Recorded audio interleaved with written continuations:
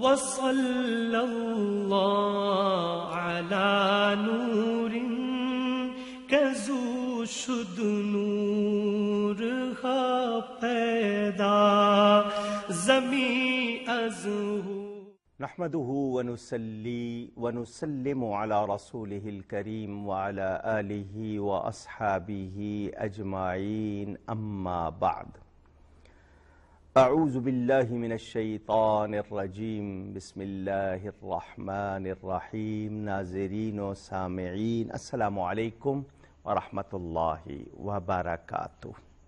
معجزے میرے پیارے نبی صلی اللہ علیہ وآلہ وسلم کے، آئیے آج آپ کو ایک اور بہت پیارا معجزہ ان کا سناؤں۔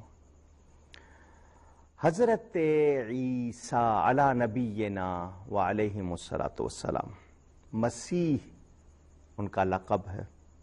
مسیح کہتے ہیں ہاتھ پھیرنے والا، ہاتھ پھیرنے کو مسح کہتے ہیں۔ آپ وضو میں سر پہ ہاتھ پھیرتے ہیں نا گیلا، اس کو مسح کہتے ہیں۔ مسیح ہاتھ پھیرنے والا، اور مسیحا ہاتھ پھیر کے شفا دینے والا۔ حضرت عیسیٰ علیہ السلام کی یہ شان تھی جو قرآن میں بیان ہوئی، وہ مردوں کو زندہ کرتے تھے۔ جان نکل گئی، مردہ ہو گیا، لوٹا دی جان، زندہ۔ اللہ تعالیٰ نے انہیں یہ کمال، کیونکہ قرآن میں وَأُحْيِي الْمَوْتَى بِإِذْنِ اللَّهِ، مردوں کو میں زندہ کرتا ہوں اللہ تعالیٰ کے حکم سے، رب کی عطا سے۔ رب تعالیٰ نے انہیں اختیار دیا تھا۔ احیائے موتا، بلا شبہ ان کا معجزہ تھا مردوں کو زندہ کرنا، اور وہ بڑی شان والے تھے۔ ان کے بارے میں یہ کہ جی وہ بیماروں کو شفا یاب کرتے تھے، بیان قرآن میں۔ میرے پیارے نبی پاک صلی اللہ علیہ وسلم نے بے جان چیزوں کو زندگی بخشی۔ آئیے سنیں، میرے آقا کریم صلی اللہ علیہ وسلم جب مدینہ منورہ پہنچے، ایک جگہ تھی، وہاں کسی زمانے میں کھجوروں کا باغ تھا، ختم ہو گیا، سوکھ گیا، صرف تنے سوکھے ہوئے باقی، جگہ وہ خشک ہو چکی تھی۔ یہ دو یتیم بچوں کی، سہل اور سہیل نام تھا ان کی زمین۔ میرے آقا کریم صلی اللہ علیہ وسلم کو پسند آئی مسجد کے لیے، فرمایا ہمیں مسجد بنانی ہے۔ انہوں نے پیش کر دی، فرمایا نہیں، قیمت حضرت ابو بکر صدیق نے قیمت ادا کی، مسجد بن گئی۔ وہ کھجور کے جو تنے تھے ان کے اوپر پتے وغیرہ ڈال دیے گئے، مسجد تھی۔ میرے آقا کریم صلی اللہ علیہ وسلم ایک سوکھے تنے سے اپنی پشت انور لگا کر خطبہ ارشاد فرماتے تھے۔ کھجور کا خشک تنا بے جان۔ ایک خاتون تھی، انہوں نے عرض کی میرے پاس ایک غلام ہے جو کارپینٹر، ترخان، بڑھئی کا کام کرتا ہے، اجازت ہو تو ممبر بنوا دوں۔ اجازت مل گئی، ممبر بن گیا۔ ممبر آ گیا، میرے آقا کریم ممبر پر رونق افروز ہوئے اور خطبہ ارشاد فرمانا شروع کیا۔ ایک طرف سے رونے کی آواز آئی، اور رونے والا اس طرح اتنے درد کے ساتھ رویا کہ سننے والے کہتے ہیں یوں لگتا تھا کہ ہمارے کلیجے پھٹ جائیں گے، اتنا درد تھا۔ حضور اکرم صلی اللہ علیہ وسلم کو تو خبر تھی، صحابہ سن رہے ہیں آواز، مگر انہیں رونے والا نظر نہیں آ رہا تھا، مگر آقا کو خبر تھی۔ میرے آقا کریم صلی اللہ علیہ وسلم جس سوکھے تنے کے ساتھ پشت انور لگا کر خطبہ ارشاد فرمایا کرتے تھے، وہ آپ کے ہجر و فراق میں رو رہا تھا، اور اس طرح جیسے عقل والے روتے ہیں، اور آواز دنیا سن رہی تھی۔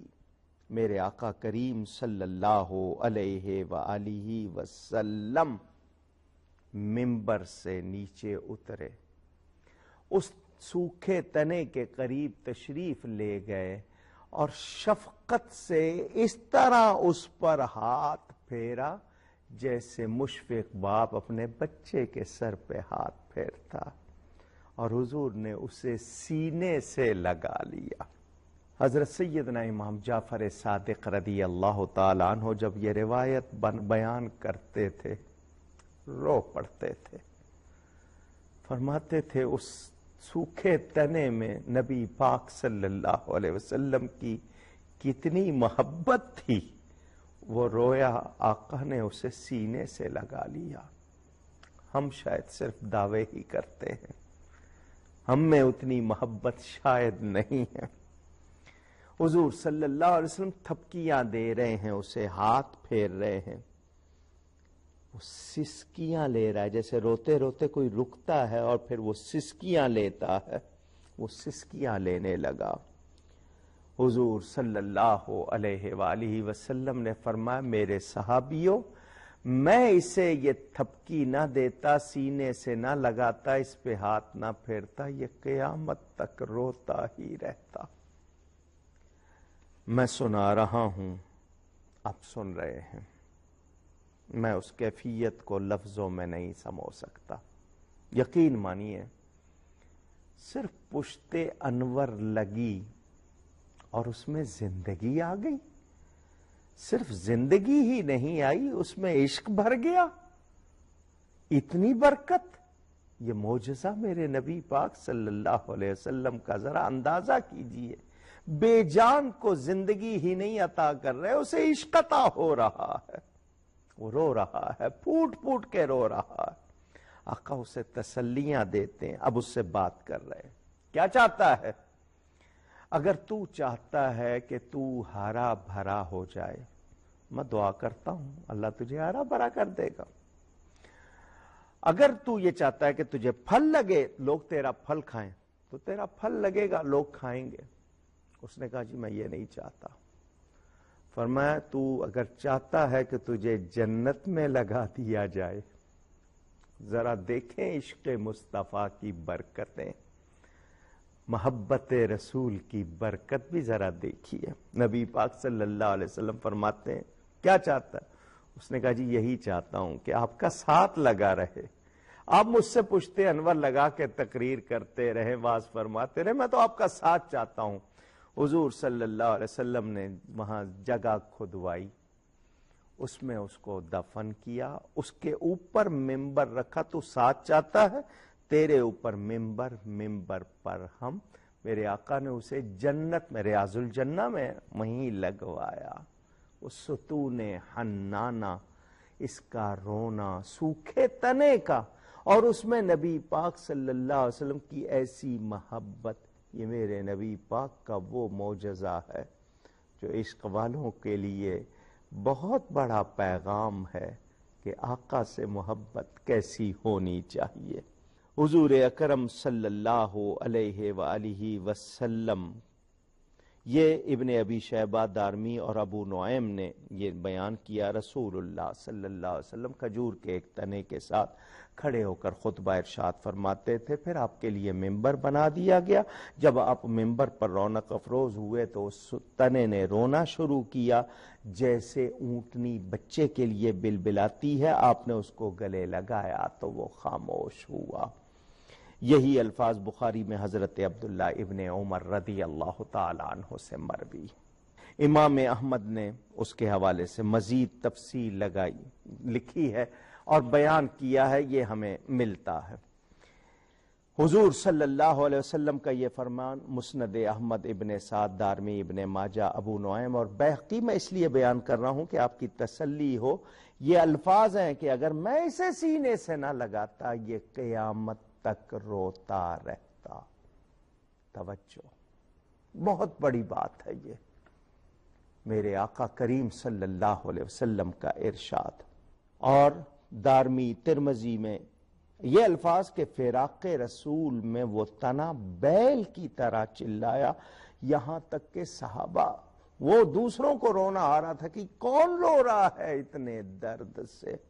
نبی کریم صلی اللہ علیہ وآلہ وسلم کے لمس، صرف چھونا، آپ کا لباس مبارک لگا، اس سے زندگی آ گئی۔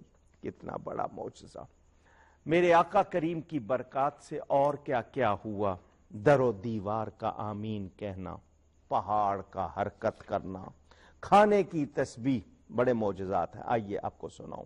حضور اکرم صلی اللہ علیہ وآلہ وسلم کے چچا زاد بھائی ابن عباس رضی اللہ تعالی عنہما روایت کرتے ہیں، حضرموت کے رؤسا، یہ یمن کا علاقہ، اس کے قریب حضرموت، رؤسا نبی کریم صلی اللہ علیہ وسلم کی خدمت میں حاضر ہوئے۔ ان میں اشعث بن قیس بھی تھے۔ انہوں نے کہا ہم آزمائش کے طور پر ہم نے آپ سے ایک چیز چھپا رکھی ہے۔ حضور صلی اللہ علیہ وسلم کو ٹٹول رہے ہیں، امتحان کر رہے ہیں، اللہ کی پناہ۔ حضور نے فرمایا یہ تو کاہنوں کا کام ہے، اور کاہن اور کہانت دونوں آتش جہنم میں ہوں گے۔ یہ میں نے ٹھہر ٹھہر کر لفظ کہے، ہم لوگ ان باتوں کو شاید تفریح سمجھتے۔ یہ سن کر انہوں نے کہا پھر ہمیں کیسے معلوم ہوگا کہ آپ اللہ کے نبی ہیں؟ ہم نے تو سمجھا چھپی ہوئی چیز، یعنی جو حواس سے غائب ہوں، نبی دیکھیں۔ غیر مسلم بھی جانتے تھے کہ نبی کو اللہ کی عطا سے غیب کی باتیں معلوم ہوتی ہیں، غیب جانتے ہیں۔ اب وہ یہ کہہ رہے ہیں کہ جی ہم کیسے جانیں گے کہ پھر آپ اللہ کے سچے نبی ہیں؟ تو حضور صلی اللہ علیہ وسلم نے کنکریوں کی ایک مٹھی بھر کے فرمایا یہ گواہی دیں گی۔ پتھر، ان کنکریوں نے ان سب کے سامنے تسبیح بھی پڑھی اور نبی پاک صلی اللہ علیہ وسلم کے رسول ہونے کی گواہی دی، تو وہ لوگ ایمان لے آئے۔ حضور صلی اللہ علیہ وسلم جس کو چاہیں زبان دے رہے ہیں۔ خیبر کے علاقے میں ایک یہودیہ عورت زینب نام تھا، اس نے نبی پاک صلی اللہ علیہ وسلم کی دعوت کی۔ بکری کا گوشت بھونا اور اس میں زہر ملا دیا، حضور صلی اللہ علیہ وسلم کو دعوت دی۔ میرے نبی پاک صلی اللہ علیہ وسلم اپنے ایک صحابی حضرت بشر ان کے ساتھ تشریف لے گئے، کھانا رکھ دیا گیا، اس نے زہر ملایا ہوا ہے۔ کیوں؟ اس سے بعد میں پوچھا گیا کیوں زہر ملایا؟ اس نے کہا جی میں یہ جاننا چاہتی ہوں یہ اگر اللہ کے سچے نبی ہیں تو ان پہ زہر فوراً اثر نہیں کرے گا، اور اگر سچے نبی نہیں ہیں تو میں لوگوں کی جان ان سے چھوڑا دوں گی۔ یہ اس کا پروگرام، معاذ اللہ۔ گوشت رکھ دیا، اس نے بھنا ہوا گوشت، نبی پاک صلی اللہ علیہ وسلم نے ایک لقمہ کھا لیا، اور زہر اس نے ٹھیک ٹھاک، جس کو کہتے ہیں نا بہت کاری، وہ بھرا تھا اس میں۔ صحابی نے کھایا، صحابی کی اسی وقت موت ہو گئی، اتنا سخت زہر۔ حضور صلی اللہ علیہ وسلم ایک لقمہ کھا لیتے ہیں اور ابھی دوسرا لقمہ نہیں لیا، بھنے ہوئے گوشت میں سے آواز آتی ہے یا رسول اللہ صلی اللہ علیہ وسلم مجھے نہ کھائیے، مجھ میں زہر ملا ہوا ہے۔ بھنا ہوا گوشت گواہی دے رہا ہے۔ اے خاتون، تو یہ جاننا چاہتی ہے نا میں اللہ کا نبی ہوں یا نہیں، تو نے زہر ملا کے ٹرائی کرنا چاہا ہے۔ سن، میں اللہ کا وہ نبی ہوں کہ خود بنا ہوا گوشت پکارے گا کہ میں اللہ کا نبی ہوں۔ گوشت کہہ رہا ہے یا رسول اللہ۔ اندازہ کیجئے نبی پاک صلی اللہ علیہ وآلہ وسلم کا معجزہ۔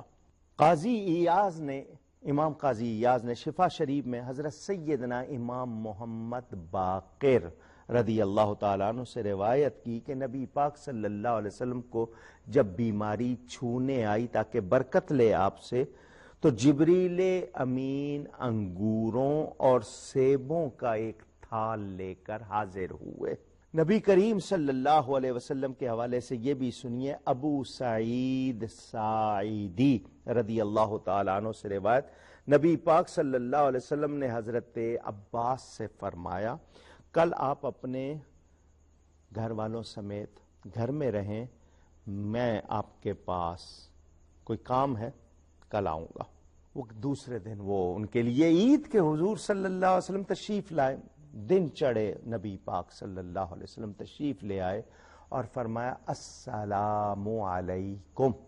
سب نے جواب دیا. نبی پاک صلی اللہ علیہ وسلم نے فرمایا تم سب کا کیا حال ہے، کیسے ہو؟ ان سب نے عرض کی الحمدللہ. اچھا، یہاں ایک بات اور بھی، کچھ لوگوں کی عادت ہے سلام کا جواب بزرگوں کو، خواتین کو کریں تو کہتے ہیں جیتے رہو. یہ سلام کا جواب نہیں ہے.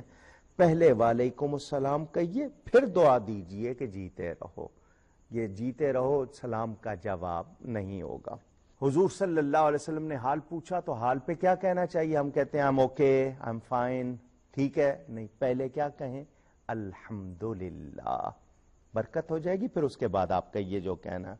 انہوں نے کہا ہم خیریت کے ساتھ ہیں. آپ نے فرمایا باہم قریب قریب ہو جائیں. تو وہ سب ایک دوسرے کے قریب آ گئے. حضور صلی اللہ علیہ وسلم نے ان سب پر اپنی چادر مبارک پھیلا دی اور دعا فرمائی یہ میرا چچا ہے باپ کی مانند، یہ لوگ میرے اہل بیت ہیں، ان کو آتش جہنم سے بچا، جس طرح میں نے اپنی چادر میں ان کو ڈھانک لیا ہے، مولا تو ان کو دوزخ سے بچا.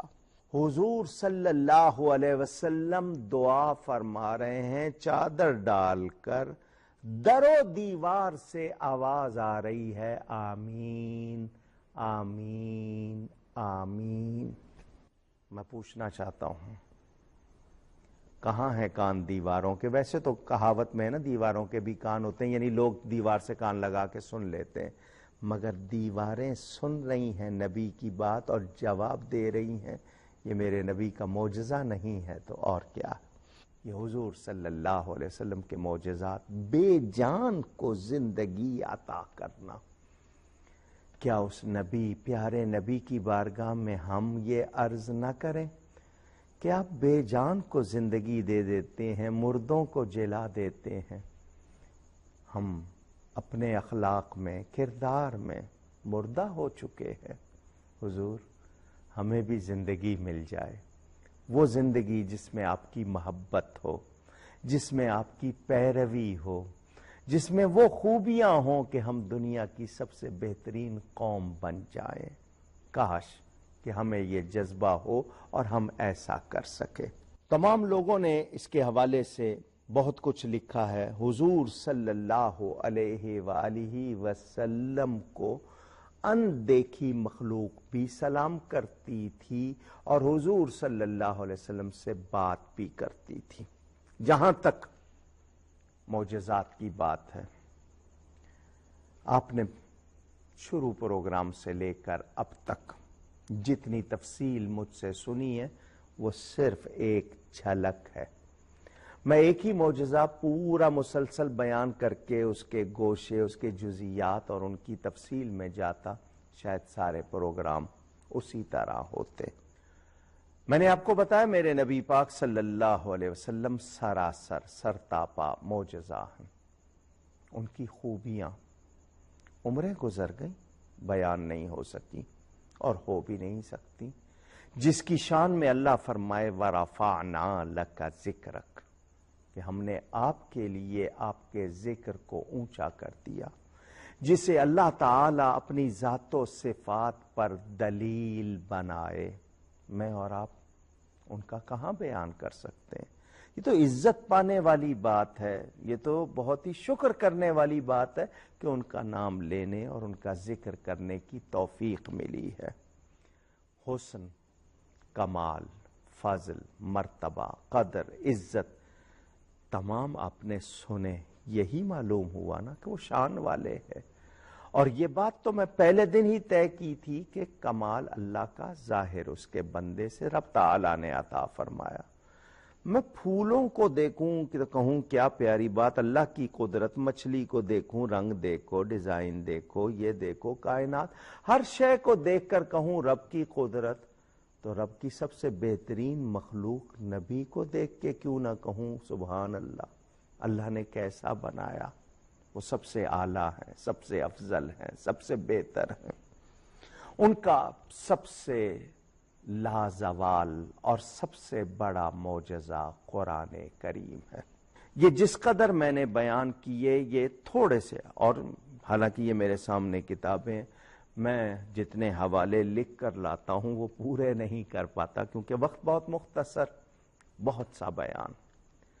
ان بیان کو سن کر مجھے اور آپ کو کرنا کیا ہے؟ قرآن کریم کی بات تو ہوگی، مگر اس سے پہلے مجھے آپ سے یہ پیغام دینا ہے، کیا میں اور آپ نبی پاک صلی اللہ علیہ وسلم سے واقعی محبت کرتے ہیں؟ کیا ان کو واقعی سچے دل سے مانتے ہیں؟ تو آئیے پھر ایک عہد کیجئے کہ ان کے سچے غلام بنیں گے اور محبت کے تقاضے پورے کریں گے۔ پھر دیکھیے گا ان کے معجزے کی برکت اندر نور اور خوشیاں آئیں گی اور کامیابی مقدر ہوگی۔ ذکر رہ گیا قرآن کریم کا جو سب سے بڑا معجزہ۔ آج کی گفتگو میں کوئی غلطی ہوئی ہو اللہ کی بارگاہ میں توبہ کرتا ہوں۔ آئندہ نشست میں ملاقات ہوگی۔ والسلام علیکم ورحمۃ اللہ وبرکاتہ۔